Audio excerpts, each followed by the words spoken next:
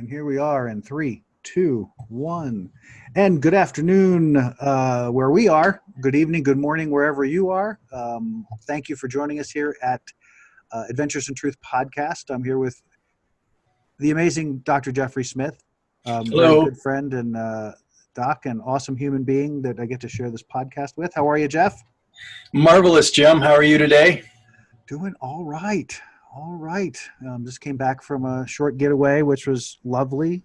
Got to do some pretty cool things that we haven't done before. And believe it or not, there's a lot to do in Vegas that's not about gambling. Shocker. But got an amazing time with my amazing friends. I sent you a picture of the incredible stained glass guitar that she made that just blew my mind. Pretty incredible. But one of the things that showed up on my trip actually that I wanted to bring here, and then we were having conversation a little bit before, had to do with this quote that I thought was very powerful. And last week we talked about how to increase vibration, and this to me speaks to some of the things that get in the way of, well, maybe not get in the way of, but let me read it and we'll go from there. So the quote says, "Pain travels through family lines until someone is ready to heal it in themselves. By going through the agony of healing, you no longer pass the poison chalice on to the generations that follow. It is incredibly important and sacred work." Particularly that first statement, pain travels through family lines until someone is ready to heal it in themselves.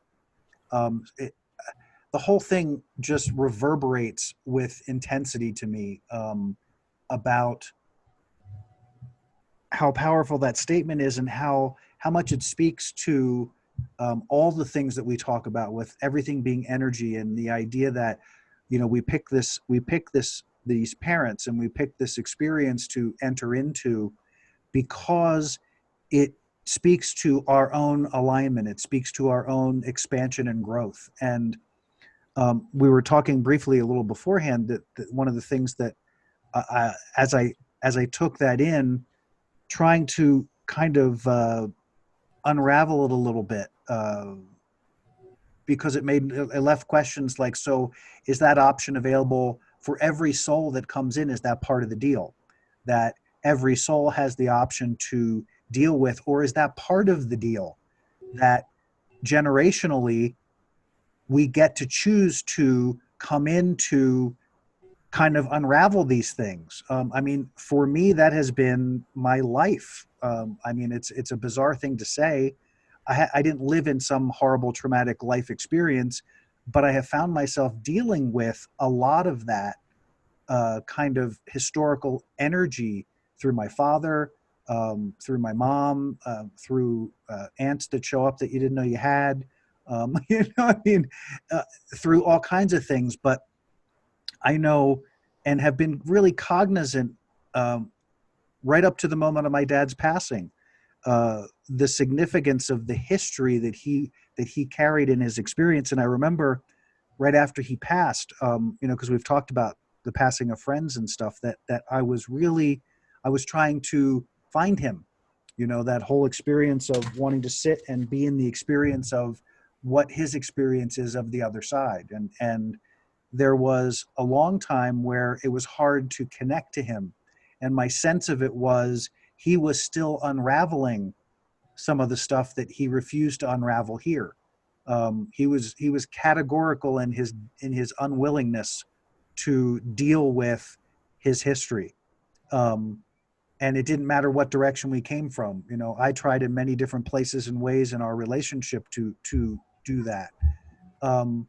And when he passed, I had a very profound experience of that, that being there for his passing and letting him know where things were at with us, and that it was cool and we were good. And, and there was something about once he was transitioned, it seemed like there was a powerful amount of energy still lingering, but not like, I'm not explaining this well. It was a powerful experience of feeling a lot of energy dissipate, feeling him still sifting through stuff. So there was yet to be completion, but the fact that he was shifting through that stuff as a part of his own transition, I think was huge. Um, I don't sense him in the same way now, but I don't sense him very close either. It's kind of strange. But anyway, so the idea of, I noticed for me, there was sort of this, so is it done now? You know, that he had passed and gone through that. And I had done so much work over the years to try to break down all of this old energy that I was experiencing. And he and I made lots of movement, but um, and made lots of progress. I mean, there was a lot, but he had segregated it so powerfully that he still needed to remedy that. So um, so this idea that do we all come here with that experience? Well, if the idea is that we choose our parents, we choose that environment, we choose that experience that's going to further us and help all, in essence, everyone to expand, because I don't know how you couldn't, unless the people that you're involved with have decided that they want nothing to do with you. And that happens. I mean, in families where the one energy is so strong that the rest can't deal with it because they don't want to deal with it. They don't want to see it. They don't want to walk into it. They don't want to talk about it, whatever the case may be. Um, but it'd be interesting, and I don't know if you have any thoughts on this, is to think about family dynamics. I know within mine, and thinking of other people that I was close enough to that I could understand that, if there was the similar, that there's one or two that are dialed into that energy, and if that one or two people can really focus on helping to heal that and go through the healing of that, it impacts the entire group. And that's where I was going to the beginning, is that if you think of a family as part of your soul group, as opposed to something segregated from the whole, that it would make sense then, that statement makes total sense, that you're going to come into the lifetime, into the experience with this soul group that you're a part of, working out these energy kinks that have been built over time, um, and that you can see real clear from there. And then you get here and go, oh God, it's all muddy and not clear. And you spend a lot of time trying to unravel it. So the unraveling becomes a big part of your experience. And rather than resist it, if you embrace it, then everyone gets to find some form of freedom within the context of the group. And I think I can honestly say I experienced that quite profoundly. And I'm actually having a kind of an epiphanal moment talking about it, because as I think back over my experience and the things that I've put my family through that were nothing more than the part of my process. And I don't mean put my family through as in I was a jerk and an ass and I did crappy things and I was a mean person. I mean, just my process. There was no way they could avoid it unless they simply did what I said earlier, which is, we don't want anything to do with you, and move on. And because they stayed with me and because they stayed in the process, everyone has experienced some form of expansion or transformation in some way or form. I think about it in terms of my father's passing. It was of big concern to me because I had no idea how my brothers were going to deal with it. Whether it was going to be this big traumatic event, or whether it was going to be something they could embrace as a natural part of their process. And what they did was embrace it as a natural part of their process.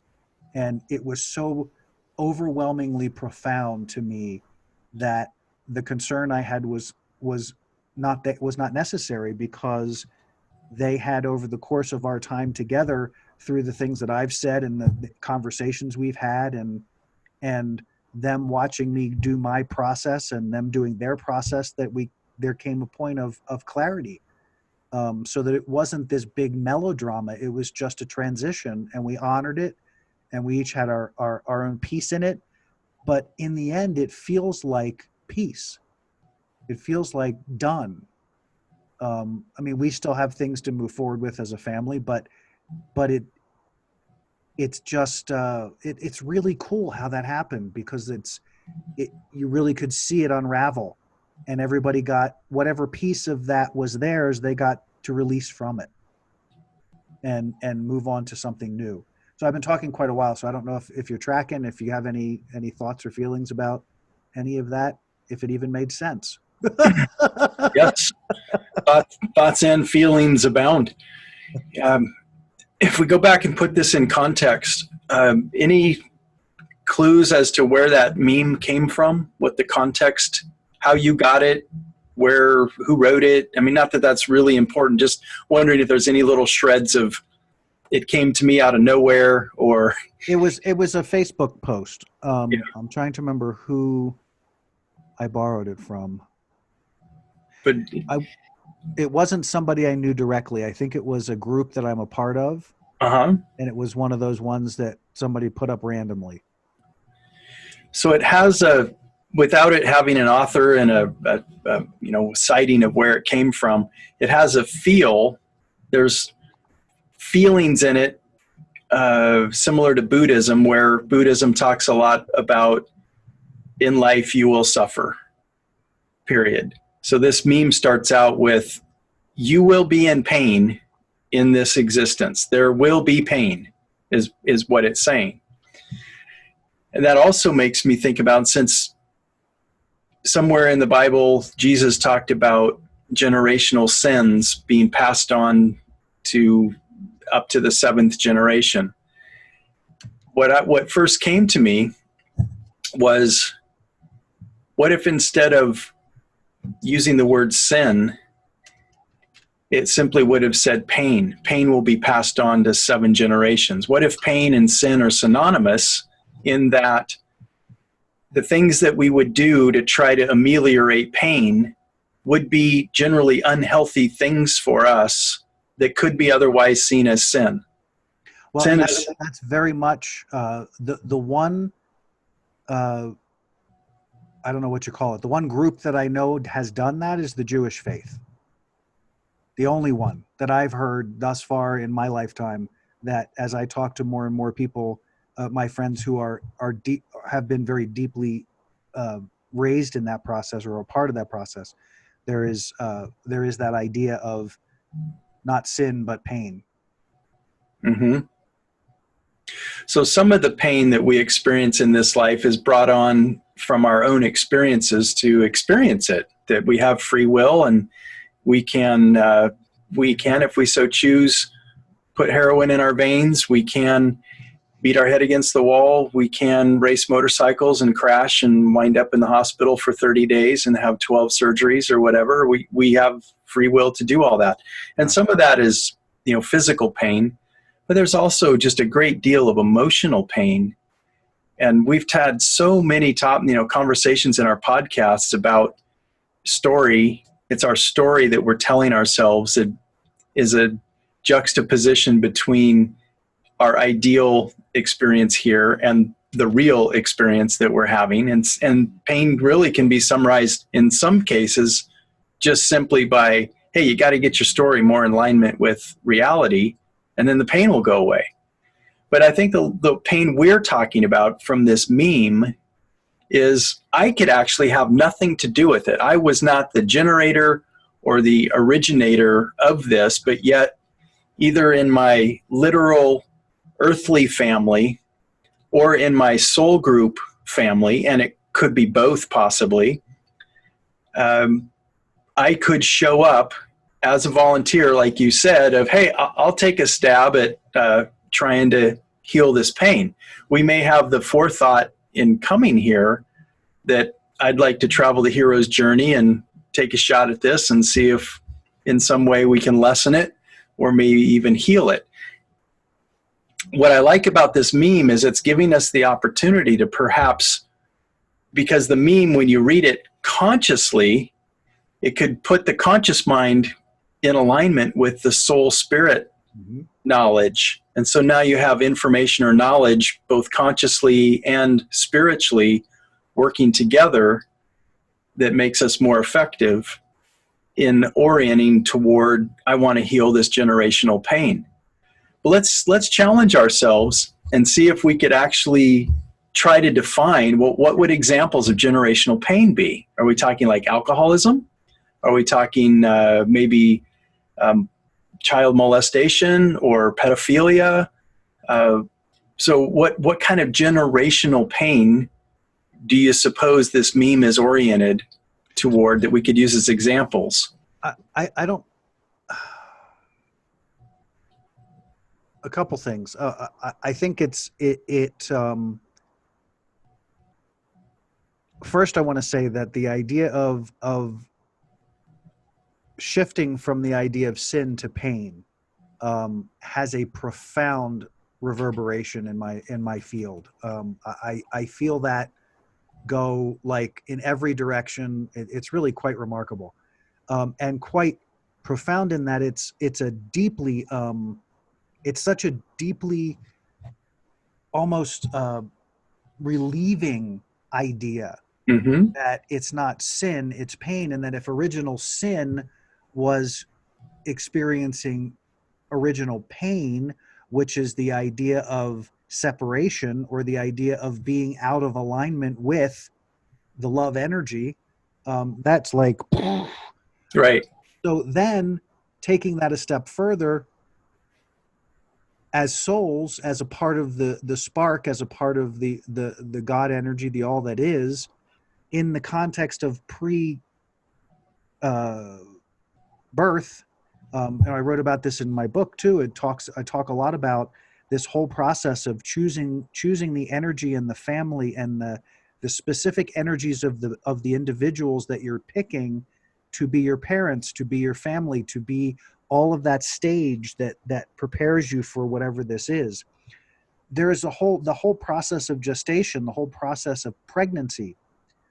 You're innately, is that the word I want? Intimately, you're intimately connected, specifically to the mother and to the father, um, and purely energetically for the first years. I mean, from the point of inception till probably, well, at least until 5 or 6, where you start to form your own stuff.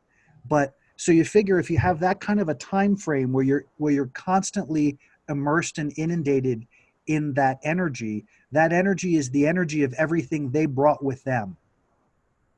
So they have all the history encapsulated in their DNA, in their energetic code, in their subconscious, in all of those places. And as a growing fetus, you get to experience every single bit of it purely on an energetic level, because you are in the blood system and then the liquid stream. You're in it. You're a part of that organism for the duration of that time. So to me there is this cause and effect thing that happens. The whole point is that you are immersing. The immersing doesn't begin when you're born. You're already immersed when you're created. So at the moment that you create that environment, you say that's the one, and here's the energy, and let's go, and you go and you dive in. From there, it's all driven on whatever the history was that you chose. So to your original question, if you're born into uh, if you choose to be born into a parent who is a Holocaust survivor, you're getting all of that history. If you're born into parents or a single parent who is who you are the absolute result of rape, that history is imprinted and embedded into your experience, because it's that I think this whole thing speaks to. It's that it becomes part of it's the DNA, it's the cells, it's the energy.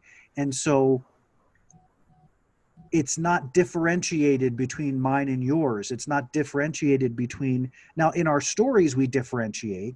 In the stories of history, of course, everybody in the play has a different role and everybody differentiates themselves. But if you take all that story out, what you have is energy, and you have variations and disturbances of energy and experiences. And so as an evolving being, because yeah, maybe the physical creation of this body doesn't have all that stuff, but the soul coming in has all of it.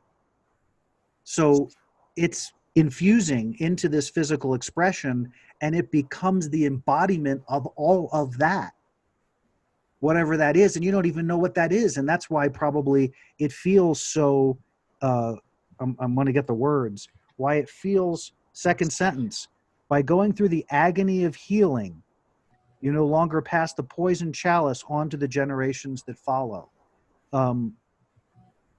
Again, that whole idea of and if that applies to every being, that we all come in that same kind of circumstance, how remarkable is that we're constantly in an effort, even in that process, to forge evolution forward, to get the opportunity to change energies that have lived within the stream of this consciousness for however long it has, and to be able to pull that thread, and to pull the thread in 2019 to a thread that existed in 1800s or wherever the hell it was, like wherever it came from, but it feeling so much a part of the experience, because then it gets translated into this personality's experience.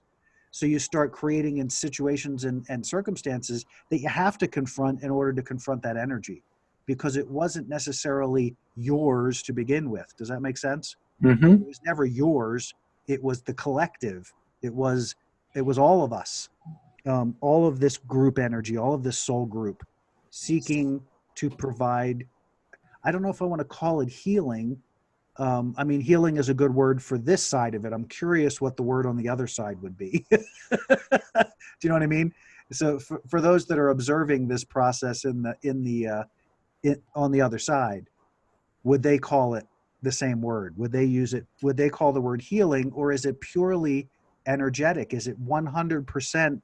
This is an aberration in the field, and the field needs to be mollified somehow. It has to be, process has to be done in order to rectify that energy.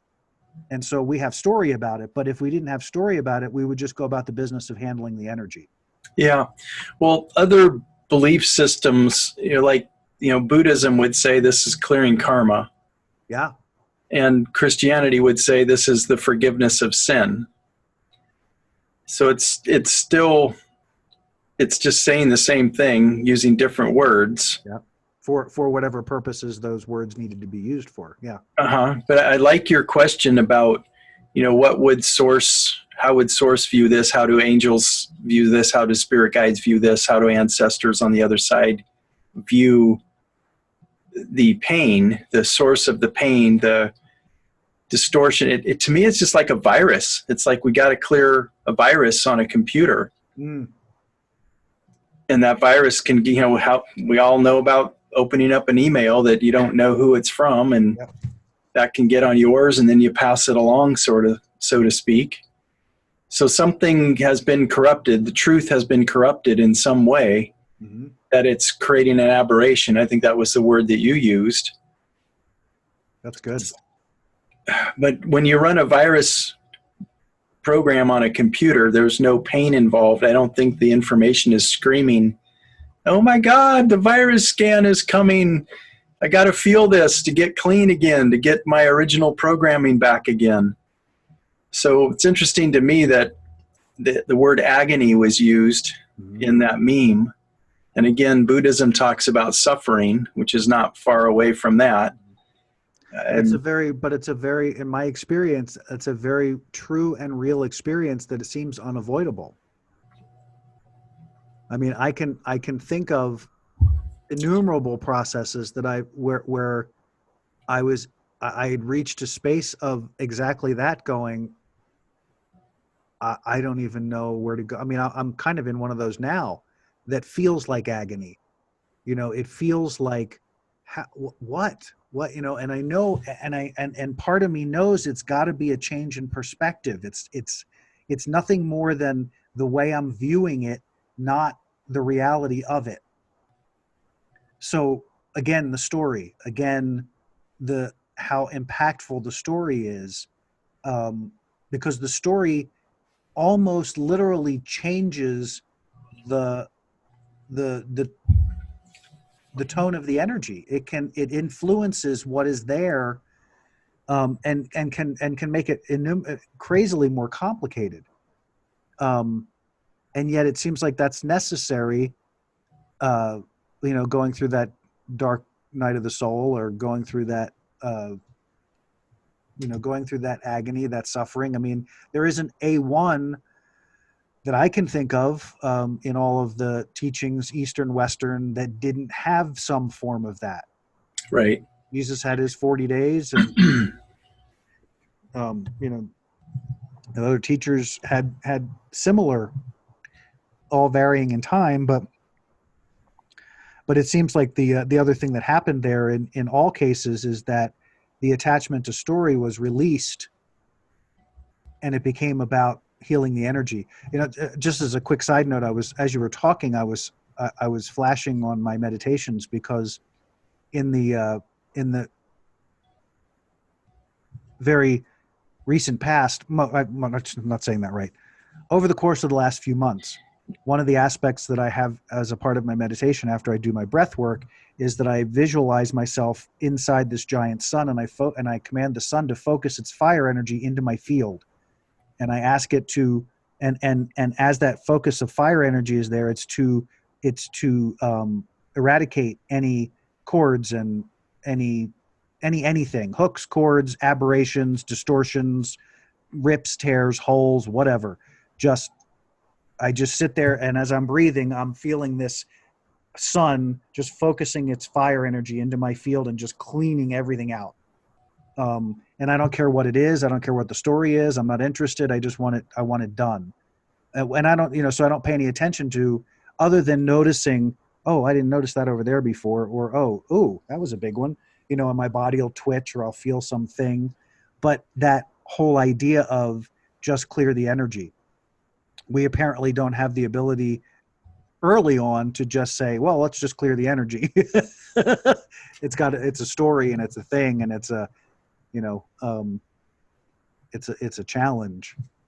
When we continually look to find words to make it feel better, but it's so interesting to me. This thing just sparks so many questions about whether that's all we are all here for. Yeah. In the end, if we go back to the notion of original pain, and we switch out pain with sin, and so we'd have original pain. The original pain would have been sensing God's absence, or needing to hide from God. That I'm trying to stick with the original story, that I'm confronted with. My playmate already took a bite out of the allegorical apple, and now I'm confronted with going back to being alone, literally, physically, in the physical world, or I have to be, confronted with the idea of dealing with God's disappointment. But in either case, there's going to be pain in that place. That's not ease. That would be dis-ease. Mm-hmm. That we would and pain comes out of dis-ease. So quite a dilemma there. And I had a flash too when you were talking again.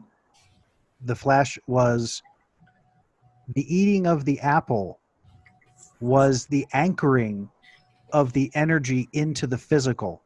So what I mean by that is, prior to that, it was still a combination of somewhat physical, but mostly energy. There was this idea of creating form. So here we are, we got these forms, and they're not really wholly physical. They're not Holy Spirit. They're just sort of somewhere in betwixt and between. And here we are creating this imaginary world of physical, this place to be or whatever. And the idea of eating the apple was, by doing that, you became a part of this reality. Does that make sense? Like, I ate something in this reality, and now I'm in this reality, and that's the moment of separation, the imagined separation, but separation nonetheless. That the idea that the apple was eaten, which created this connection to this physical reality that now you had to deal with, and so and from that point forward, it's a mixture of what the personality was doing. And so probably at the beginning it was not as intense, but over time, not very much time, you see the evolution of the story. Mm-hmm. So if separation was a part of the pain, real or imagined, then where I'm trying to go with this thought thread is for our listeners to engage in this conversation with us, Mm-hmm. to make it personal for them, so that they might be able to identify with categories of generational pain. What are they? And if we could challenge ourselves enough to say, well, I'm not a subject matter expert on this, but I'm willing to take a shot at it. And what are these generational pains that we can see in families, and then apply it to our own family, and then say, am I going to be brave enough to step into this and be willing to feel it in order to heal it? What are your thoughts on some of these different categories of generational pain? Well, I think that you can go with some of the obvious stuff, but as I was thinking about, so the obvious things like, histories of alcoholism or drug abuse, sexual abuse, but I think it goes deeper in that those things are all driven off of an energy that started before it got to that. So there was already even prior to the acting out phase, there was already an energy starting. There was already a gestation period happening of this darkness. Right. So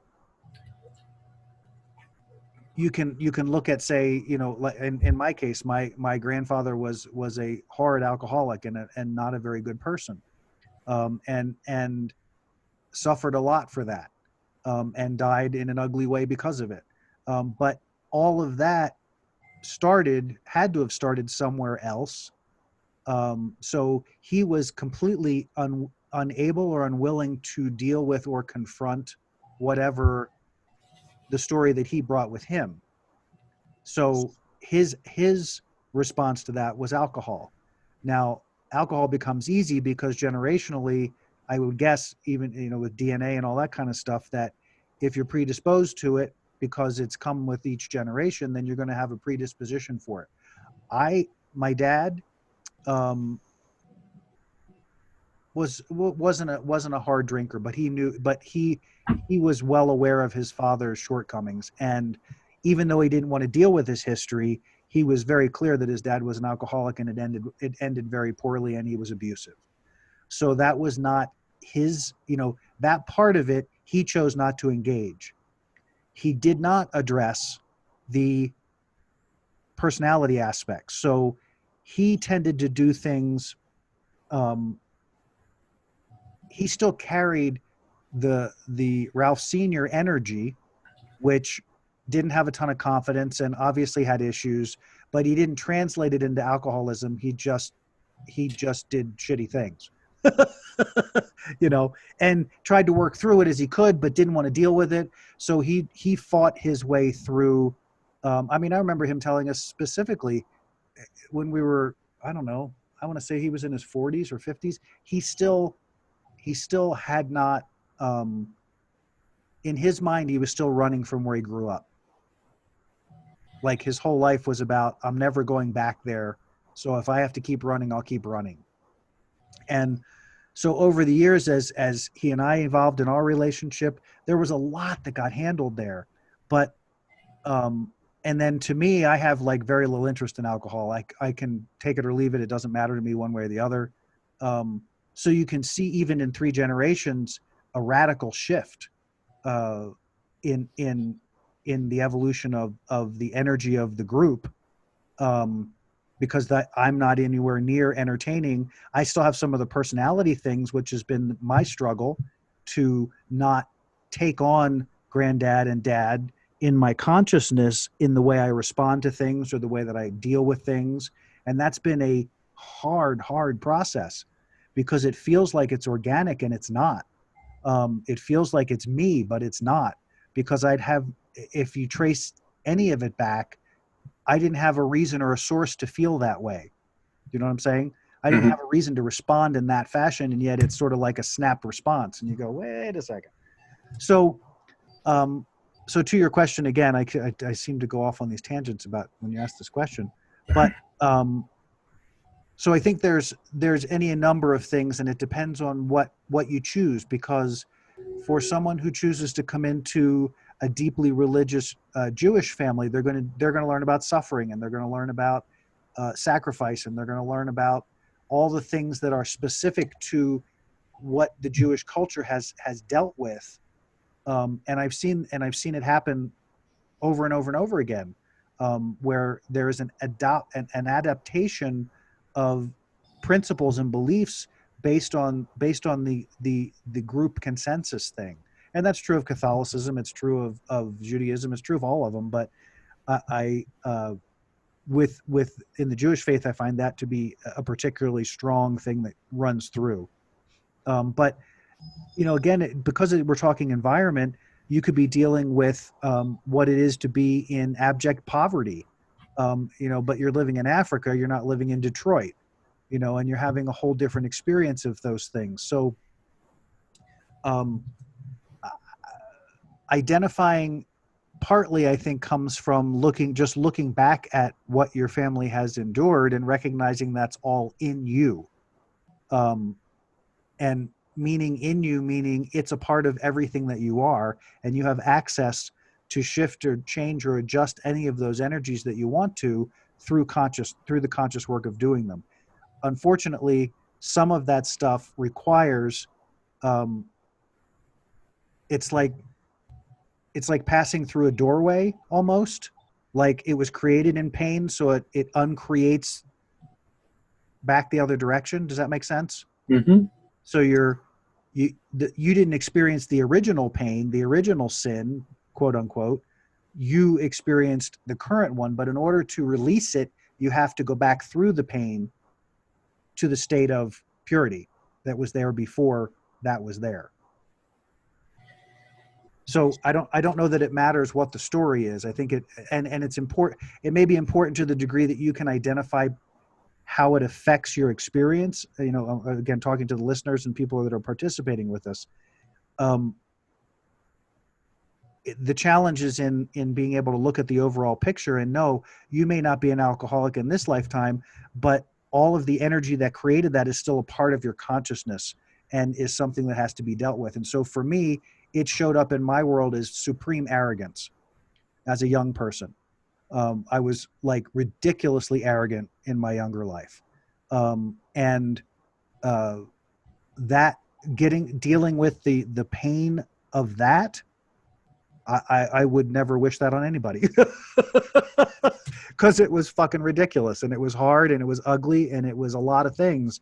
And a lot of it had nothing to do with me, but I was the one that got to deal with it because I carried the energy. I had it, and I had it out there, and I was like, Clot. So if I didn't want to be a target, then I needed to be less arrogant. But the target made me really focus on why I was being the way I was being, and having to go back and unravel all the parts and pieces of that. And boy, that's one of those ones where I get down on my knees in front of Mona and just bless every step that she took, because that she took me through that, and we still talk to each other today and love each other is just insane to me, because that was, talk about suffering, craziness. As we've been going along in our podcast today, I've been pondering this idea of that you were saying that, whether it's drug abuse or it's some kind of sexual impropriety within a family, and maybe there's some crime in another family or something like that, but all of those would go back at some point. I agree with you that those are all secondary behaviors coming from an internal sense of separation, either from self, God, or others, or all three in some cases if it's extreme. So perhaps all pain has its source in separateness. Mm-hmm. And I'm also now being led to, think about the Garden of Gethsemane, of Jesus crying out, my God, why have you forsaken me? That was really one of the only pains that we have record of Jesus expressing. Mm-hmm. He didn't cry out on the cross, "Oh my God, this hurts. Please stop bashing me in the face. Don't put any more of those thorns on my head." None of that is mentioned. It was the agony of separateness that was really referred to. So I'm wondering if we've talked about all families, all people have some level of pain that we're experiencing here on the planet. And if all of it goes back to, at some point, an illusion of separateness, Mm-hmm. then the healing would come from the removal of that illusion. And the steps toward the healing that we can all step into, so all of us can heal our families, would be orienting ourselves toward oneness and allness, that there isn't anything that any of us could ever do or have ever done that would warrant being cast out and cast away, and that we're unredeemable. Yeah. And those are the very things that made me want to expand my spiritual path beyond Christianity, because Christianity is limited. That there is a idea that you could be cast out, that you could be unredeemable, Mm-hmm. that you could get to a place to grieve the Holy Spirit to such a point that we're having nothing to do with you. Instead of another way of looking at that is like, wow, that person is in so much pain that they're doing all these behaviors that are wrecking their lives and wrecking other people's lives because they believe they're unredeemable, because they're not acceptable, they're not lovable, they have no value and worth. So to me, all pain could be put back in that category of fixing, healing the thought thread, the new memes of, I do have value and worth. How do I know? Because I'm on the friggin' planet.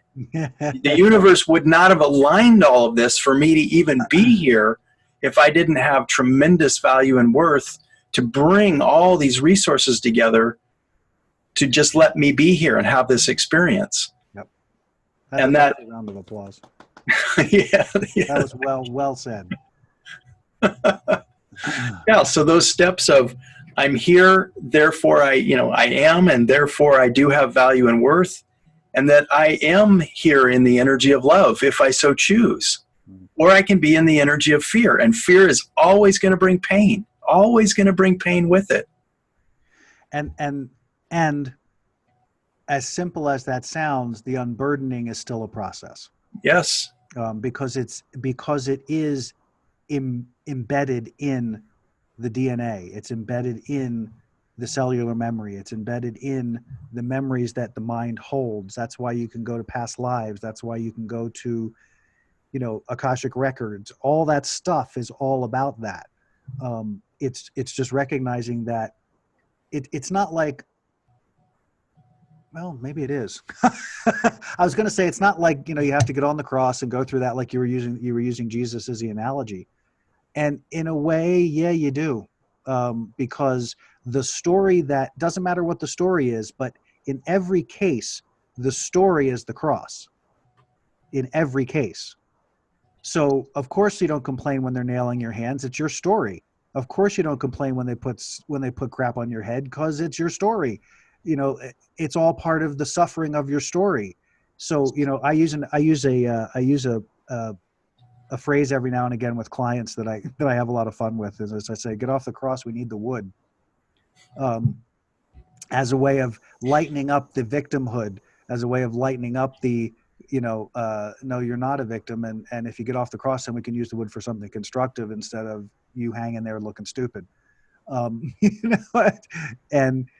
And so as we surrender that, if you take that analogy even further, you go from the point of suffering on the cross through your story, and then you die and you get put in you go into this cave and they roll a stone in front of it and something happens and you reconnect. And in the reconnection, you reascend, you reconnect to that higher part of yourself. We all get to do that. It's not limited to one Jesus. It's Jesus and Joseph and Mary and Paul and Steve and Sue and Laquifa and whoever else is out there, that I'm not thinking of 7.5 billion names right now, but that we all have that capacity. And unfortunately, the suffering is simply because the way out is the way through. It's not. It's not a. It's not a. How do I want to say it? It's not a punishment for. And this is where I think it gets twisted. Is that the suffering is punishment for the bad things that you've done, or all of the thoughts that you were sharing about the unworthiness and the lack of and the not connected anymore. That's all doesn't really. And I lost it. Dang it! I hate when that happens. I liked where you steered our conversation with regard to the story part and the pain coming from the story. And I think the biggest metaphor of the whole Jesus story, wasn't that about reconciliation and redemption from the notion of separateness through original sin? And if we reword all of that, that would simply be, it was a way that Christ used his example of finding a way back to source, that he is acceptable, redeemable, lovable. I don't still quite resonate with the necessity for all of the violence and the brutality of all of that, but it was the way of the times, perhaps. So maybe that's what makes it hard for me to try to relate to that. Keep it an allegory, because are you going to tell me that shredding your arm isn't just as much fun as being stuck to a cross? Oh, it was terrible fun. Yes, it was awesome fun. Yeah, but I can't wait to do it again. Yeah, but that was yours. That was your particular story version. So it's I think it's kind of interesting that it exemplifies the lengths we'll go to abuse ourselves or to accept abuse for a false concept that has no basis in reality. Yeah. And so we're willing to put ourselves through inordinate amount of suffering because we believe we deserve it, or because we believe we're not worthy enough of whatever is on the other side of that. And I can tell you that in every case, in every experience where I went into that space of that deep suffering, that when the awareness came and the clarity came, the suffering meant nothing. Meant absolutely, I mean, like I couldn't even remember it 2 days later. You know what I mean? It's like in the moment of it, it's horrible and it's awful and it's just like, oh my God, that whole thing, Jesus, why have you forsaken me? And the reality of it is that when you come to that place of allowing yourself to see the reality, to see the truth, to be a part of that alignment again, there's no memory. It's done. It's that whole thing that they talk about with the human experience. How is it that we can go through so much pain? A woman can go through the pain of birth, and a week later she wouldn't even remember a twinge of that pain. I think it's all related. We think it's a big deal, but the pain is the way through. It's the way through and the way out. You got there from pain. You're traveling back. You're unraveling the spool. And so as you unravel the spool, you encounter along that path different emotional experiences and energies that have been lodged in the field that you're encountering because you're unraveling. And you hit it and you come into this other reality of something that wasn't ever a part of your original reality, but it is now because it's in the field and you have been unraveling and unraveling. And if you think about that, we came here to do that. How awesome is that? So you're unraveling, and in order to release that pocket of energy, you have to pass through it. You go out the other side, it's gone, it's dissipated, it doesn't exist anymore, which is why you can't relate to it anymore. It's gone. And then you continue on the path of the unraveling. Right. The right. idea that we've been doing that since inception kind of blows my mind. I'm kind of going, holy crap, this is so not random in any way, shape, or form. Like, not even a little bit. There may be randomness only because of the stories we tell. The randomness is the random shit we make up in our brains about the stories. That's the randomness. But when you get out of the randomness, the perfection of all of it is so remarkable, and you see it more clearly with each release of energy. Every strand you pull, when you release that pocket, the vibration kicks up a little notch, and you get to experience things from a completely different perspective than you've ever had before.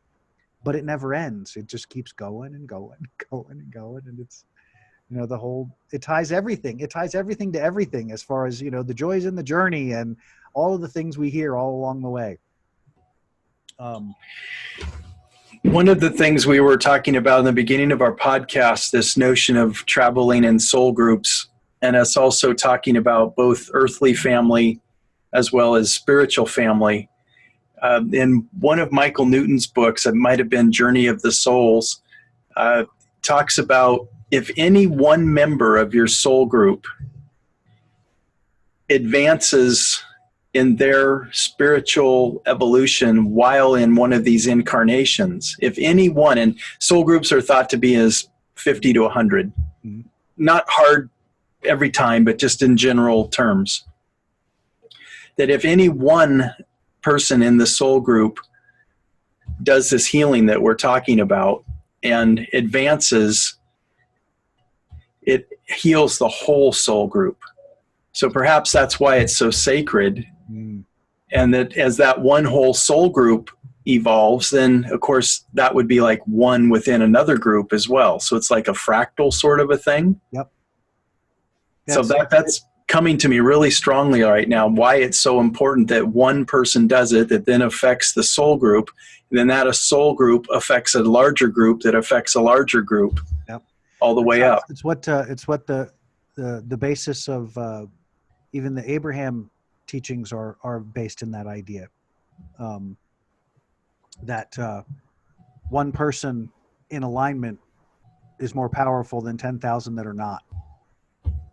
That speaks to that so vividly, because what it's saying is, when you're there, when you're dialed in, when you've released those threads, when you're not encumbered anymore, to your point, the soul group has advanced. And that expansion now is creating massive expansion on a much greater plane. Yeah. That isn't some of, a lot of teachers out there that talk about, I know Michael Cotton talks about this with the hybrid living, that, the tipping point. What is the tipping point? And that when the Renaissance happened, it was like, I think they said it was like 1,000 people that created the tipping point for that to happen. But the point being that, and that just strikes me as interesting anyway, because those 1,000 people are likely to be from many different soul groups. So they're individuals from representing their team who show up and help to evolve their team to the point that they are now creating, huge impact in evolution. And even more so, all of this that we're talking about, if you turn it around and look at the world that's happening, especially in the United States right now, it's like it's the same thing. We're pulling out the deep roots of some very old stuff that doesn't serve us, won't serve us going forward. And it's interesting to notice that the solution is not evident. We're in the suffering period. We are definitely in the suffering and pain period. And our discussion today is bringing a variety of different anecdotal case studies to mind, particularly with regard to adoption. So we were talking about categorical pains earlier.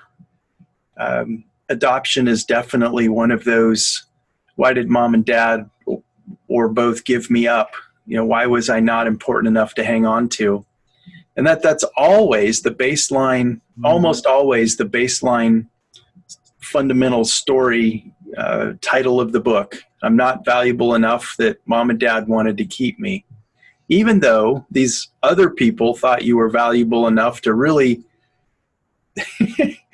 change their lives to make all the sacrifices that it takes to raise a kid, they thought you were important enough. And a lot of the people that I've worked with actually had really decent lives, but yet there was this deep-seated pain underneath all of that I'm not acceptable, I'm not worthy, I don't deserve love, And that's just, I could just go on and on and on with all these different cases and all these different people that come into my office, that's like a core, that's at the core. I'm not lovable. There's something wrong with me. I don't fit in. I don't deserve love. Even though I'm actually, as opposed to they weren't ready for me. They weren't ready for my energy. You know, yeah, I chose those two because I thought that was going to be the best alignment. But when it came down to brass tacks, they weren't ready. Right. And that's okay. We could also look at it as a different way, where the direction I try to take people is, that's perfect. You chose the perfect parents to come and have this experience. The healing of the experience is that your worth and value have nothing to do with other people accepting and valuing you. It only has to do with you accepting and valuing you. That's it. And you'll spend the rest of your life trying to get it externally validated, and it will never work. No matter how big your house is, how many jets you own or islands, or how many people you have to serve you or whatever, you will always feel less than until you're willing to accept, I have worth and value and I am lovable, period. Yep. It all goes back to that. And so that's, to me, that's the solution for this meme that you started out our podcast with today, is that we can do this healing work. All of us can do this healing work. And at the core of it is to rewrite the distortions of truth that we've all told ourselves, or that we've let other teachers, parents, authority figures tell us that we're not lovable and valuable and acceptable.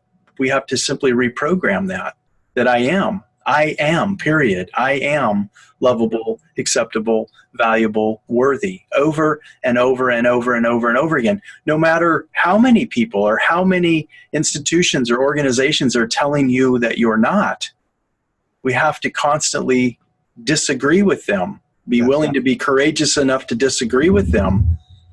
And we have to be willing to tell that story as much as we told the old story. Yeah. Oh, yeah. Yeah. That becomes, and this is for the listener, is that how do you get there from here? Well, it really is as simple as creating new pathways in the brain. How do you create new pathways in the brain? You create new habit. How do you create new habit? Well, you start with, I am completely worthy, or you create a short statement like that. I know you have one. I know I have one, Jeff, that we use on a regular basis, that I bring it in as a part of my meditation. Yeah. And I actually use it when I'm out in the world. I actually recite it to myself, just for the fun of doing it, just for the fun of saying it over and over. And I sing it to myself. I actually have mine hooked to the song from, what was that play? I want to be in America, everything free in America, da da da da da da da da. The Jets and what is that? Can't help you, sorry. Oh, come on, you know what it is. Not sitting here right now in this moment, I don't. It's a play. Anyway. Okay. But anyway, that song, Cheetah Rivera sang that song on the stage, or Rita Moreno, I can't remember. Anyway, but anyway, I put it to a tune, because that way when I'm saying it, everything always works out for me. Everything always works out for me. And I just sing it. And the singing of it keeps it light and keeps it fun. And what's going to happen is that when you do that, you are creating a new vibrational set point just by uttering the words. Whether you think they're real or not, whether you believe them or not, matters not. What matters is that you create the habit. Mm-hmm. So start to build that language into your experience. I am so freaking worthy. I am worthy beyond anything that I could imagine. But keep it initially to something you can resonate with, meaning don't attach the worthiness to anything. I am just worthy. I am connected. I am aligned. I am worthy. Maybe you use that one, but you just say it to yourself over and over every time you think about it throughout the day. Maybe you're getting on a bus and there's 14 people getting on the bus and you're panicking. You stop, you take a deep breath, and you start reciting. I am worthy. I am that. Everything always works out for me. This is so cool. And you just start reaffirming. You start building these new pathways in the brain. And over time, that's what you start operating out of automatically. just like you are operating automatically out of the years of crap of baggage and story that you've been taking for generations. It's the same process. You're just starting a new process in front of this old process. So once you start that, the vibration starts to trickle up. The things that are in the way of you being that will show up organically. And you'll go, well, that's silly. Why am I doing that? I don't need to do that anymore. I can stop that behavior because it doesn't serve me. You start to find out that those things, and there's hundreds of thousands of them. And I don't mean that to say overwhelming. It's just the way it is. You're not bringing generational stuff here and 2 or 3 items. You're bringing the whole damn house with you. But the cool thing is that you do that, you start to feel the change, you start to notice the change, and then stuff starts to show up, not to test you, but to show you. That's all it's doing. It's showing up so that you can see it. It's now conscious. It's no longer subconscious. That's huge. And we tend to neglect that part of it because we think we're being punished, when that's not the case at all. The suffering is because we think we're being punished, when really deal with the pain of whatever it is you've held on to for a long time. That separation, that change in the energy creates discord in your vibration, and we feel it as pain. Okay, get over it. Move on. Keep talking to yourself. Keep telling yourself, I am worthy as fuck. Do whatever you got to do, but keep repeating it because it'll change your life. And from what we read at the beginning of our podcast, it will change your family's experience as well, and only work up from there. Yes. Agreed. And how to me it feels honoring that I have the opportunity to change my life and change my family's life and my extended family's life and my soul group family's life. I don't need to think of myself as a savior in a narcissistic way. It's just a very humbling but yet grateful, lots of gratitude there that we are all in a position to be able to do that. I have the opportunity to. I think you presented that originally. Yeah. I have the opportunity. I get to do this. How awesome is that? Yeah. When you were talking about the idea of, oh gosh, I'm getting on this bus and there's 14 other people, it made me laugh just to think that not that many decades ago, I was this imaginary little waif thing out in the universe somewhere in another dimension, but now I'm here in this materialized body, standing at the corner, getting ready to get on this thing we call a bus with all these other souls who came to do this too. How cool is that? That I'm actually not in a cloud somewhere floating around in another dimension or however that works, but I'm actually getting to have anxiety about getting on the bus.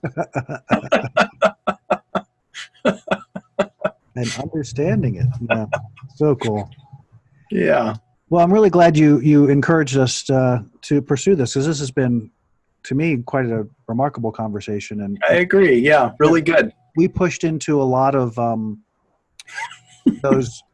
As I was describing before we got on the air, that I have this thing. When I read the first sentence of this thing, it sort of opened up this space that I'm familiar with as where I go in concept, meaning when I'm attempting to tap in, or I'm attempting to understand something more completely, when the concept is there, when the download happens, you can go into it. You can go, it has depth, and you can push through and go into all kinds of different facets and explore and do all that. And that's how this felt. And as we've done this, it's been amazing to feel that feeling and to kind of touch in different places and go, whoa, we haven't touched there before. That's awesome. And to have some of those kind of aha moments that were like, whoa, I'm going to sit in that let's lose the sin thing for a long time, because that's a game changer to me. Yeah, I agree. So I agree, Jim. I was laughing just a second ago at this notion of just thinking 5-10 years ago, if I would ever be sitting with a beloved colleague, being bold and daring enough to talk about the concept of original sin. I mean, just think about it. It's like you and I are not recognized as philosophers or theologians. I mean, nobody knows of us in that way, right?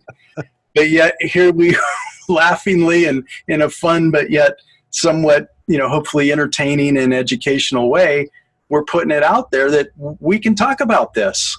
Yeah. We can talk about this, and actually, you know what? It made more sense to me the way we just talked it through than I've actually ever heard it before. Only ever heard it before, right? Yes. I am 100% on the same page. And the other thing that I'd just kind of like to summarize with is, in my past, the idea of original sin required a savior, required something external to me to be able to solve that problem, right? Yep. Well, we didn't address it that way today. We took that on as, okay, I'm in pain. What do I need to do to get out of pain? And the source of the pain is the belief of separation, or the belief that I'm not lovable, acceptable, or worthy. And so I don't really need a savior to tell me, yes, Jeff, I loved you so much, I've sent my only begotten son to get himself whacked and nailed and blah, blah, blah, blah, blah, and bled, and you should feel really guilty about that because you're such a sinner and you're a horrible person. Like, wait a minute, stop. I can't handle any of that. Stop. That doesn't feel good. That doesn't feel good at all. Please don't do that. But what I can do is say,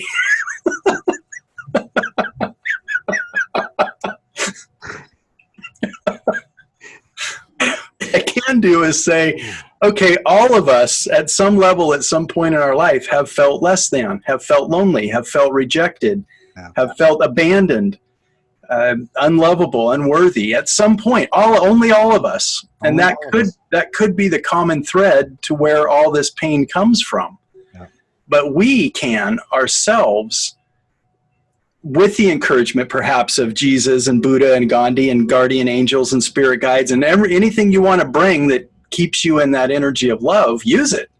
Amen to that. But that alone can actually begin to help us stay in that place and help our family members, both earthly and off-earthly family members, heal from that.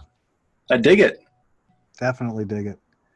Well, that's a perfect place to bring our day to a resounding close. Hope you all out there were able to follow along, and we'd love to hear from you. Love your feedback about what you're hearing, and thank you for participating with us. We here at Adventures in Truth podcast really strive to take this as deep as we can, and we'd love for you to check us out. If you want to see us, you can go see us on YouTube at Adventures in Truth podcast on YouTube. If you want to listen, check out our website at www.adventuresintruthpodcast.com. You can email us at Gmail. We're at adventuresintruth@gmail.com, I believe. You can comment, you can like, but participate. That's all we ask. Participate. But thank you all for joining us. Looking forward to the next, and love you all. Thanks for being here. Have a great evening.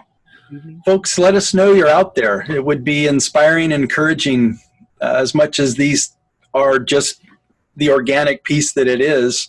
It's always nice to know that someone else is enjoying what we're bringing as well. Definitely that. Signing off for now. Adios.